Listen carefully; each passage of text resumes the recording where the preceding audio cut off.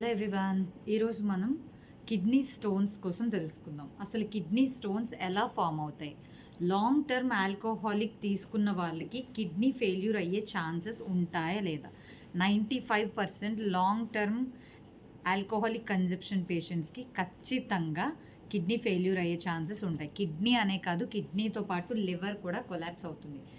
Now alcohol తీసుకున్న వాళ్ళంటే అకేషనల్గా తీసుకున్న వాళ్ళు లేదు, వీక్లీ వన్స్ మంత్లీ వన్స్ తీసుకున్న వాళ్ళ కోసమో నేను చెప్పట్లేదు. రెగ్యులర్గా డైలీ స్టార్టింగే 90 mlతో స్టార్ట్ అయ్యే వాళ్ళ కోసం మాత్రమే చెప్తున్నాను.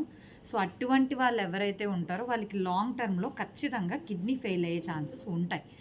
సో కిడ్నీలో స్టోన్స్ ఫార్మేషన్ అనేది ఎలా జరుగుతుంది అంటే, ఎప్పుడైతే ఈ ఆల్కహాలిక్ కన్జప్షన్ అనేది బాడీలో పెరుగుతుందో, మనం ఎప్పుడైనా అబ్జర్వ్ చేయండి, ఆల్కహాల్ ఎక్కువ తీసుకుంటే యూరినేషన్ ఎక్కువ వస్తుంది. సో దట్ మీన్స్ మన బాడీ డీహైడ్రేట్ అయిపోతుంది.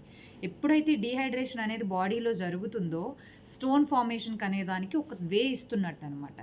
మోస్ట్లీ మనకి కాల్షియం లెవెల్స్ ఎక్కువ అయ్యి బాడీ డీహైడ్రేట్ అయిన తర్వాత స్టోన్ ఫార్మేషన్ అనేది జరుగుతుంది.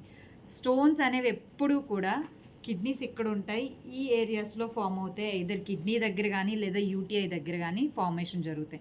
మీరు దయచేసి ఫ్రంట్ భాగంలో వచ్చే పెయిన్ని, గ్యాస్ట్రిక్ పెయిన్ని కన్సిడర్ చేసుకొని దయచేసి కిడ్నీ పెయిన్ అని మాత్రం మీరే క్లినికల్ కలరేషన్ ఇచ్చుకోకండి. Please don't say that this pain also includes kidney pain.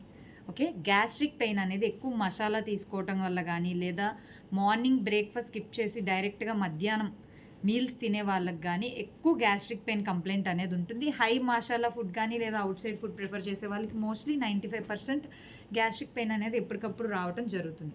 So other food అన్నీ అంటే you can eat out side but not that much. Okay.